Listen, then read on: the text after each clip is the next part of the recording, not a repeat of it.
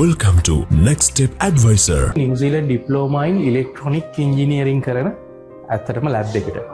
මේ ලැබ් එකේ විස්තර ගැන මට වැඩිය හොඳට දන්නේ මෙන්න මෙතුමා. අපි එයාගෙන් අහලා බලමු මොකද්ද මේ ලැබ් එකකින් කරන්නේ, මේකට ආවට පස්සේ මොනවද මේ ළමයින්ට තියෙන ෆැසිලිටිස්, වෙන තැන්වල නැති ෆැසිලිටිස් අපිට තියෙනවා. අපිට ලංකාවේ ඇත්තට ලංකාවේ නම් මේ වගේ ෆැසිලිටිස් අඩුයි. සහ වෙන කැම්පසස් වලත් නැති ෆැසිලිටිස්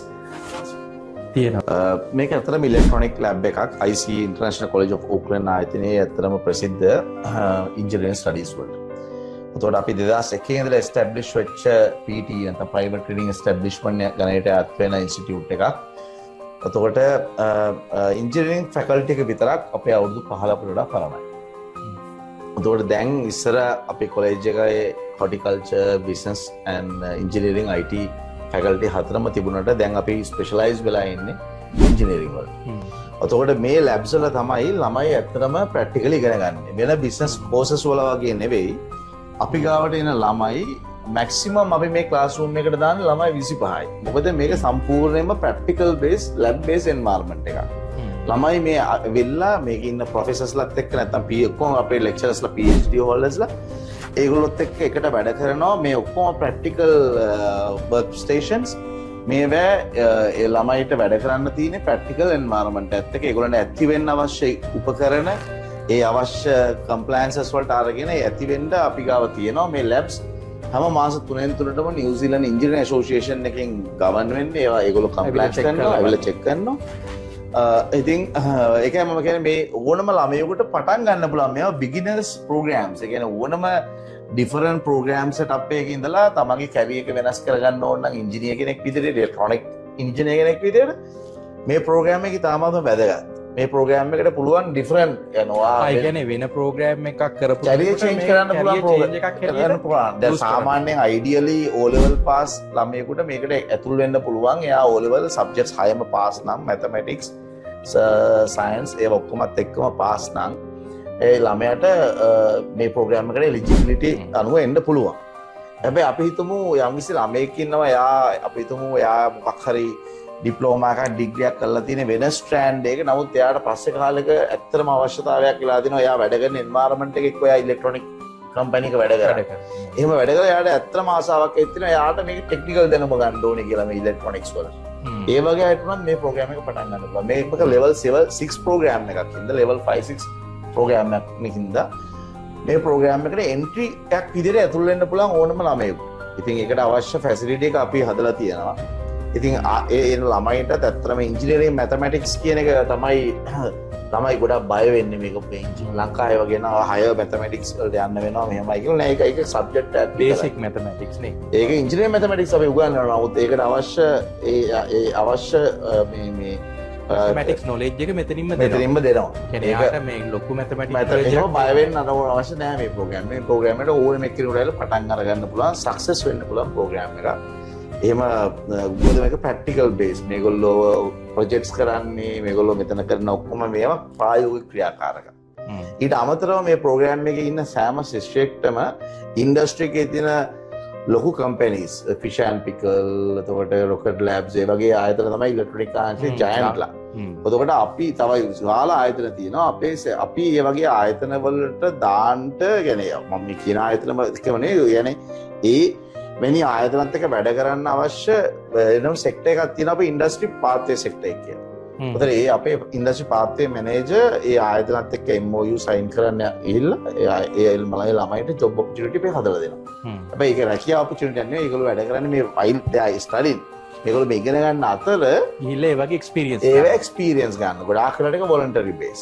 ඉතින් ඒවා උනට ඒ වගේ ආයතනයක වැඩ කරන්න ලැබෙනවා කියන එකත් අන්න ඒ නවසීලන්තට ඇවිල්ලා ඒ ඔපචුනිටි එක ගන්න මේ ප්‍රෝග්‍රෑම් එක ඉතින් වැදගත් වෙන්න පුළුවන්. අවුරුදු දෙකකට පස්සේ මේ ප්‍රෝග්‍රෑම් එක ඉවර වෙනවා. සාර්ථකව නිම කරාම 2 years post study work visa එකක් හම්බ වෙනවා.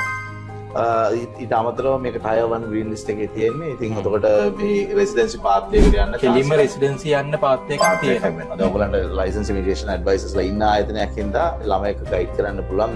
මේ වගේ ප්‍රෝග්‍රෑම් එකේ තියෙන වැදගත්කම. මොකද මේ ග්‍රීන් ලිස්ට් ප්‍රෝග්‍රෑම් එකක තියෙන වැදගත්කම මේ රටේ සෙටල් වෙන්න. අනිත් එක අපිට දකින්න පුළුවන් මේක එක ටේබල් එකකට එක්කෙනෙක්ට තමයි තියෙන්නේ නේ. ගොඩාක් වැඩිමොලත් උපර දෙන්නයි මේ කරන්නේ. දැන් මේ තාමස දැන් මේගොල්ලෝ අද ක්ලාස් එකේ නෑ. ළමයි ඉගෙන ගන්න ගමන් ඉන්න වීඩියෝ එකක් ඕල් ගත්තා නම් තේරෙයි. හරියම ෆන් ඇට්මොස්ෆියර් එකක් ඒගොල්ලන්ට තියෙනවා. මොකද ප්‍රැක්ටිකල්. ගොඩාක් අර අපි හිතනවා ඉන්ජිනියරින් කිව්වම මේගොල්ලෝ මේ ලංකාවේ විශ්වවිද්‍යාල වගේ නිකන් يعني ගොඩාක් මේ ඇකඩමික්ලි ඉන්වෝල්ව් වෙලා එහෙම වෙයි කියලා නෑ. මේක බොහොම ප්‍රැක්ටිකල් බේස්. ප්‍රැක්ටිකල්. මොකද හේතුව මේකේ අවුට්කම් මේක ඩබ්ලින් ඇකෝඩ්ස් යටතේ තියෙන්නේ. මේක ඉන්ටර්නැෂනල් ස්ටෑන්ඩඩ්ස් වලට ඩිසයින් කරන ප්‍රෝග්‍රෑම් එකක්. මේ ප්‍රෝග්‍රෑම් එකෙන් පස්සේ එන්නේ ඉලෙක්ට්‍රොනික ටෙක්නීෂියන් කෙනෙක්. ඉලෙක්ට්‍රොනික ඉංජිනේර කෙනෙක්. يعني මේකෙන් පස්සේ ඉලෙක්ට්‍රොනික ටෙක්නීෂියන් කෙනෙක් විතර තමයි මෙයා ලෝකෙම පිළිගත් එක්කෙනෙක්. ඔතන ඊට අමතරව දැන් මෙයාට කරන්නේ මේ ප්‍රෝග්‍රෑම් එකෙන් පස්සේ ආයේ කැරියර් ප්‍රොග්‍රෙෂන් එක, ස්ටඩි ප්‍රොග්‍රෙෂන් එක තියෙනවා Bachelor of Engineering Technology හෝ Bachelor of BSc in Engineering. ඔය දෙකෙන් එකට යන්න පුළුවන් මේකෙන් පස්සේ ඉස්සරහට කරගෙන යන්න ඕන. හැබැයි ඔක මෙහෙම දෙයක් තියෙනවනේ. ඇත්තටම ඔය ඉංජිනියරින් කෙනෙක් හැටියට අවුට් වෙනවට වැඩිය ඔව් නිව්සීලන්ඩ් වල ටෙක්නීෂියන් කෙනෙක් හැටියට අවුට් වුණාම තියෙන ඔපචුනිටිස් හරියට හරි. දැන් Bachelor of Engineering program එකක් කරත් එයාට හම්බෙන අවුට්කම් එක එන්නේ එක්කෝ එයා එක ඉංජිනේර කෙනෙක් විතර සේවය කරන්න ඕන. නිව්සීලන්ඩ් එක්ස්පීරියන්ස් එකක් නැතුව නිව්සීලන්ඩ් ආයතනයක එකපාරටම ඉංජිනේරින් එක්ස්පීරියන්ස් එකක් ගන්න බෑ. ඔයගොල්ලෝ දන්නවා මේ හිටපු අය විදියට. ඒතකොට මේ දැන් මේ ටෙක්නිකල් ලෙවල් එකෙන් අර ආයතනයකට ඇතුල් වෙන්න තියෙන ප්‍රැක්ටිකල් මේ බැරිකේඩ් එක නැති වෙනවා. ඒ කියන්නේ අබාධාවක් නැහැ. ඉතින් අර දැන් ගොඩක් වෙලාවට උඩින් පටන් ගත්තාම තියෙන يعني අමාරුකම තියෙන නවසීලන්තේ නිව්සීලන්ඩ් එක්ස්පීරියන්ස් නැහැ ඒගොල්ලන්. ඔතන ක්වොලිෆිකේෂන් එක තිබ්බට වැඩක් නැහැ. ඒක බෑක් කරන්න නිව්සීලන්ඩ් එක්ස්පීරියන්ස් එක නැතුණාම ජොබ් මාකට් එකේ අමාරුයි කියලා ඊට පස්සේ කියනවා අපිට ජොබ් නැහැ. ඔන්න ඔතනදී මට අහන්න තියෙන වැදගත් දෙයක් දැන් ලංකාවේ අය හිතන් ලංකාවේ තියෙන තත්ත්වය වෙනස්නේ. ඔව්. දැන් ඒගොල්ලෝ හිතන්නේ බැචලර් එකක් ගන්න එක තමයි ටාගට් එක. ඔව්. ඒකෙන් ජොබ් වලට ගන්නකොටත් ඇත්තටම ලංකාවේ පොඩි ට්‍රෙන්ඩ් එකක් තියෙනවා මේ ක්වොලිෆිකේෂන් එක බලලා තමයි දෙන්නේ. ගන්න කියලා. හැබැයි මේ නිව්සීලන්ඩ් වල මේ තත්ත්වය සම්පූර්ණයෙන් වෙනස් නේද? ඔව්. දැන් මේක තමයි ඇත්තටම එන්ට්‍රි රික්වයර්මන්ට්. දැන් මේකට එන්න ළමයා බේසික් ප්‍රැක්ටිකල් දැනුමත් අරගෙන එයා ඇත්තම බැචලර් එකකට යනකොට එයා ගන්න ඕන ප්‍රැක්ටිකල් ඒ අවශ්‍ය පසුබිම හදාගෙන ඉවරයි. එතකොට එයා බැචලර් එක ඉවර කරගන්නකොට ඇත්තම එයාට ඉංජිනේර කෙනෙක් විදියට පර්ෆෝම් කරන ලෙවල් එකට ඇවිල්ලා තියෙනවා. ඉතින් මේ ප්‍රෝග්‍රෑම් ඩිසයින් කරලා තියෙන්නේ ඒකයි මේ ප්‍රෝග්‍රෑම් ඇත්තම නිව්සීලන්ඩ් ඉංජිනේර ඇසෝසියේෂන් එක වීන්ස් මේ වගේ ආයතනත් එක්ක අනුබද්ධව හදපු ප්‍රෝග්‍රෑම්ස්. එතකොට මේ ප්‍රෝග්‍රෑම්ස් හදලා තියෙන්නේ මේ නැෂනල් ප්‍රෝග්‍රෑම්ස් විදියට. එතකොට මේ ප්‍රෝග්‍රෑම්ස් වල කැරියර් ප්‍රොග්‍රෙෂන්, ස්ටඩි ප්‍රොග්‍රෙෂන්ස් එහෙම තියෙන්නේ මේ ආයත මේක අපේ ICA එකට අයිති ප්‍රෝග්‍රෑම් එකක් නෙවෙයි. මේක ඉන්ටර්නැෂනල් කොලෙජ් ඔෆ් ඕක්ලන්ඩ් එකෙන් ඩිසයින් කරපු ප්‍රෝග්‍රෑම් එකක් නෙවෙයි. මේක නැෂනල් ප්‍රෝග්‍රෑම් එකක්. අපි මේක ප්‍රොවයිඩ් කරනවා. අපි මේක හෝස්ට් කරන එකයි කරන්නේ නැත්තේ. ඉතින් මම හිතන්නේ O level වලින් අවුරුදු 16කින් විතර ජීවිතේ පටන් ගන්න ළමයෙකුට මේ වගේ ප්‍රෝග්‍රෑම් එකක් කරලා ඉවරනකොට අවුරුදු 18යි 19යි කියන්නේ ජීවිතේ පටන් ගත්ත විතරක් වෙනකොට මේ වගේ රටකට ඇවිල්ලා සෙටල් වෙන්න මෙච්චර හොඳ ප්‍රෝග්‍රෑම් එකක් මේ වගේ ප්‍රයිසස් වලට තියෙන්නේ මේ වගේ يعني දැන් බැචලර් කරන්න ගියනකොට වඩා වියදම මේකෙන් 80කට වඩා අඩුයි. ඉතින් එහෙම බලනකොට මේකේ තියෙන අර වැලියු ප්‍රොපොසිෂන් එක කියන්නේ මේ වගේ කෝස් එකකින් ලැබෙන වැලියු එක ශිෂ්‍යයෙකුට මාර වටිනවා. දැන් ලංකාවේ ගොඩක් අයගේ ආකල්පයක් තියෙනවා අපි මේ ක්වොලිෆිකේෂන් එක කරන්න ඕන යුනිවර්සිටි එකකටම ගිහිල්ලා.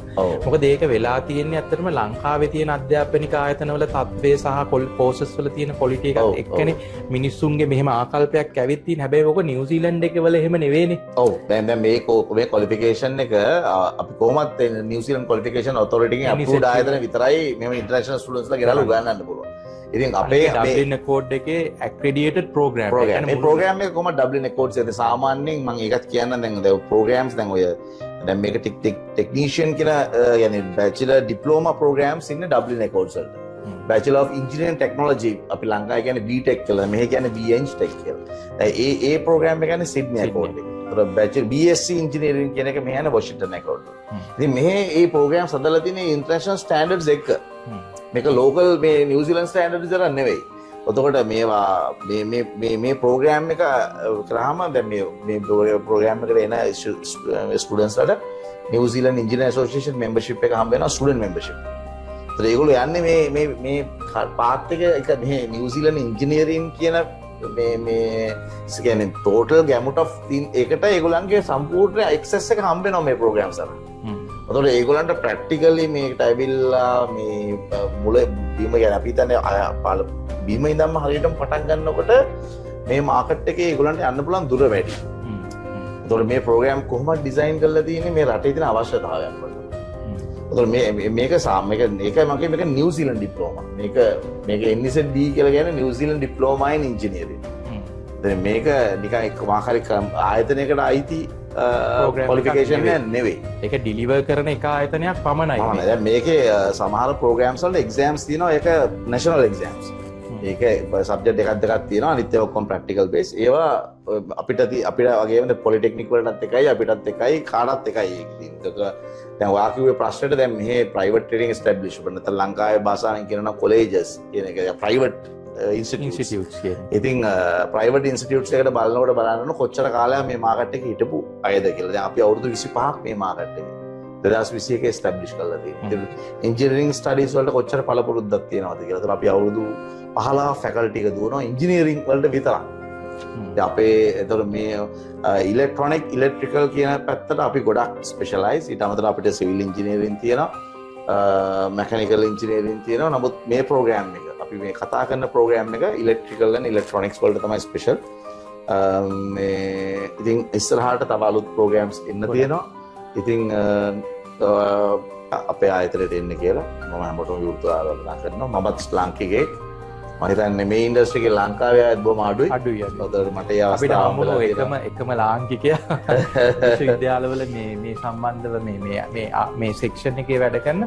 ඉතින් දැන් ඒක දැන් මම කිව්වේ දැන් අපි ගාව නැෂනලිටිස් 20ක් ඉන්නවා. කියන්නේ මේ විවිධ රටවල් 20ක ස්ටාෆ් එකත් ඒ වගේ. කියන්නේ හැම රටකින්ම වගේ. දැන් ඉන්දියන්, පාකිස්තාන්, බංග්ලාදේශ්, එතකොට අපේ සබ් කන්ටිනන්ට් හැම රටකම ඉන්නවා. ෆිලිපීන්ස්, ඒ කියන්නේ ලංකාවේ කෙනෙක් ආවහම මෙතන සපෝට් කරන්න මෙතන හැම නැෂනලිටි එකම සේවකයෝ ඉන්නවා. ඒ කියන්නේ ඒ අදාළ ස්ටාෆ් එකේ ඉන්නවා. ඉතින් සිසුන් ඉන්නවා. ඉතින් බොහොම මේක සිටි කැම්පස් එකක්. ඉතින් බොහොම අර පොඩි ඇට්මොස්ෆියර් එකක් තියෙන සිටි එක ඇතුලේ තියෙන්නේ. නමුත් ඉතින් හරි ලේසි. හැම ට්‍රාන්ස්පෝර්ට් වලට ලේසි, වැඩ කරගන්න ලේසි කර කියන්නේ මෙතන මේක එන්ට්‍රි ක්වොලිෆිකේෂන් එකක් විතර. කියන්නේ මේ නිව්සීලන්තට ඇවිල්ලා ගමන් පටන් ගන්න අයිඩියල්ම තරක් විතර දෙන අඳුනනවා.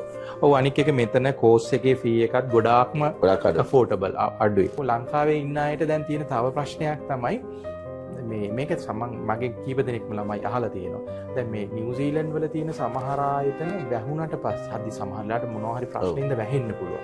එතකොට මේ අපේ ක්වොලිෆිකේෂන් එක වැලිඩ් නැති වෙයිද කියන බයක් තියෙනවා.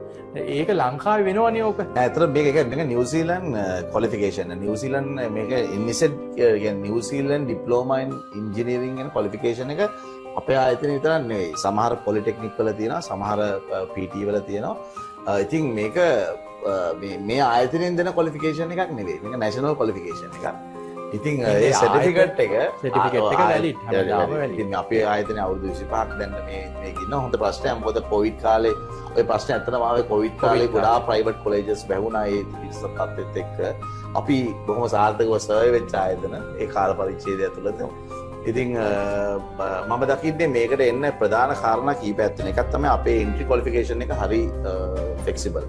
ඒ දෙවෙනි එක ඉන්ටේක්ස්. මේකට ඉන්ටේක්ස් සාමාන්‍යයෙන් තියෙන්නේ පෙබ්‍රුවරි ජුලයි වලයි විතරයි. නමුත් මේ ගමන අපේ තියෙනවා සැප්තැම්බර් ඔක්තෝබර් ඉන්ටේක් එක. පුළු නවසීලන්තෙම අපි ගාව විතරයි සැප්තැම්බර් ඔක්තෝබර් ඉන්ටේක් එක. එතකොට නමුත් මේන් ඉන්ටේක්ස් තියෙන්නේ පෙබ්‍රුවරි and ජුලයි. එතකොට අපේ මේ ආයතනයේ තියෙන අනිත් වාසිය තමයි අපේ ප්‍රයිස් එක. දැන් අපේ ප්‍රයිස් එක අපි 18 සාමාන්‍යයෙන් මේක 25900 වෙනවා මාකට් ප්‍රයිස් එක. ප්‍රෝග්‍රෑම් එක අවුරුද්දකට අපි සබ් කන්ටිනෙන්ටල් මාකට්ස් වලට කියන්නේ ලංකාව, ඉන්දියාව වගේ රටවල අපි දීලා දෙනවා මේක $18,000 වලට. අපි චයිනා වලට 25900 charge ශ්‍රීලන්ඩ් වල තියෙන අඩුම ප්‍රයිස් එක. අඩුම ප්‍රයිස් එක. දැන් මේ ප්‍රෝග්‍රෑම් එකම වෙන ආයතනයකින් කරත් මීට වඩා වැඩි මුදලක් වේදන් කරන්න වෙනවා. ගොඩක් වෙලාට 24 විතර ගෙවන්න වෙනවා. 24 පොලිටෙක්නික් ගියත් 30ක් විතර ගෙවන්න. ඉතින් අනිත් එක ඉලෙක්ට්‍රිකල් ඉලෙක්ට්‍රොනික්ස් ඒ ඔක්කොම තියෙන يعني ඉන්ජිනියරිං ක්ෂේත්‍ර ඔක්කොම වගේ තියෙන ප්‍රයිවට් ට්‍රේනින් එස්ටැබ්ලිෂ්මන්ට් එක අපි දැන් ගොඩක් අය කරන්නේ PTs වලින් මම කියන්නේ not the polytechnics. මේ يعني PT ආයතනවල සමහර තැන්වල තියෙන ඉලෙක්ට්‍රිකල් එක විතරයි. සමහර අය කන්ස්ට්‍රක්ෂන් මොකක් හරි විතරයි.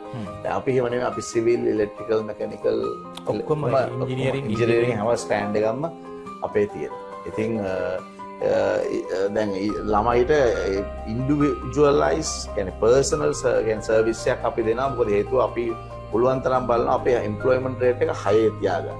කියන්නේ හයි ලෙවල් එකක තියාගන්න. මොකද ඒක තමයි අපේ ආයතනයේ මෙච්චර කල් පවතින තියෙන සක්සස්. මේ ඇලුමිනායි එකේ 95% තියෙනවා මේ එම්ප්ලොයිමන්ට් රේට් එක. අපේ ඉන්ජිනියරින් ස්ටුඩන්ට්ස්ලා දැන් මාකට් එකේ සෙටල් වෙලා රෙසිඩන්ස් අරගෙන ඒ ක්ෂේත්‍රවල ඉහළට ගියා ගොඩක් ඉන්නවා. ඒ හින්දා තමයි අපිට chance එක තියෙන්නේ මේ ළමයිට තවත් අපිට එන අලුතෙන් එන අයටත් මේ ඉන්ඩස්ට්‍රි එකේ ඒගොල්ලන්ට එක මේ ප්‍රෝග්‍රෑම්ස් වලට මිංගල් කරලා මුදල දීලා මේව කරන්න. ඉතින් ඒක අපි අපේ ඩිරෙක්ටර්ස්ලාත් ඒකට ගොඩක් එෆර්ට් එකක් දරනවා. මොකද ඒගොල්ලෝ දන්නවා ක්ලාස් රූම්ස් වල වගේම මාකට් එක්ස්පීරියන්ස් එක නැත්නම් ඉන්ඩස්ට්‍රි එක්ස්පීරියන්ස් එක තමයි වැදගත්ම මේ වැඩේට. ඉතින් නමුත් ආයතනයකට බෑ ජොබ් ගැරන්ටි කරන්න. ආයතනයකට බෑ පාර්ට් ටයිම් හොයලා දෙන්න අපේ ඉන්ස්ටිටියුට් එක. නමුත් ළමයිට ඒ එන්වයරන්මන්ට් එකට ඇවිල්ලා දැන් ලංකාවේ ළමයි දැන් මේ දැන් 30ක් විතර ඉන්නවා මේ ප්‍රෝග්‍රෑම්ස් වල. ඉතින් ඒගොල්ලෝ ස්ටඩි කරගෙන යනවා. ඉතින් ආරම්භයක් වශයෙන් හොඳ ආයතනයක් මෙතනට ඇවිල්ලා ඇත්තටම වැඩේ පටන් අරගන්න. මෙතනින් අපේ වැඩේ පටන් ගත්තට පස්සේ මේවේ අවුට්කම් එක හොඳයි. පෝස්ට් ස්ටඩි වර්ක් වීසා තියෙනවා. රෙසිඩන්ස් පාත් එකකට කෙලින්ම ඔපචුනිටි එක තියෙනවා. ඉතින් ඊට පස්සේ ඉතින් එහාට ෆර්දර් ස්ටඩීස් කරගන්න ඕන නම් ඔබතුමන්ලා ඉන්නවා. ඉතින් මෙහෙ යුනිවර්සිටි මේ ඕන යුනිවර්සිටි එකට යන්න පුළුවන් මේ නැෂනල් ඩිප්ලෝමා ඕන එකකින් පිළිගන්නවා. ඕන එකකින් පිළිගන්නවා. ඉතින් ඒක ගිහලා තමන්ගෙට ඕන නම් ඉතින් රෙසිඩන්ස් එක ගත්තට පස්සේ ඩොමෙස්ටික් ෆී එකට වුණත් ඒ ටික ඉවර කරගන්න පුළුවන්. ඉතින් මම හිතන්නේ අර ආරම්භයක් ගන්න සාමාන්‍යයෙන් අපර් මිඩල් ක්ලාස් ෆැමිලිස් වල ඉන්න ළමයින්ට උනත් මේක හොඳ ඔපචුනිටි එකක්. තමන්ගේ දෙමාපියන්ට ලොකු බරක් දෙන්නේ නැතුව ඇවිල්ලා මේ වැඩේ පටන් අරගෙන අපිත් එක්ක යන්න පුළුවන්. නමස්තේ.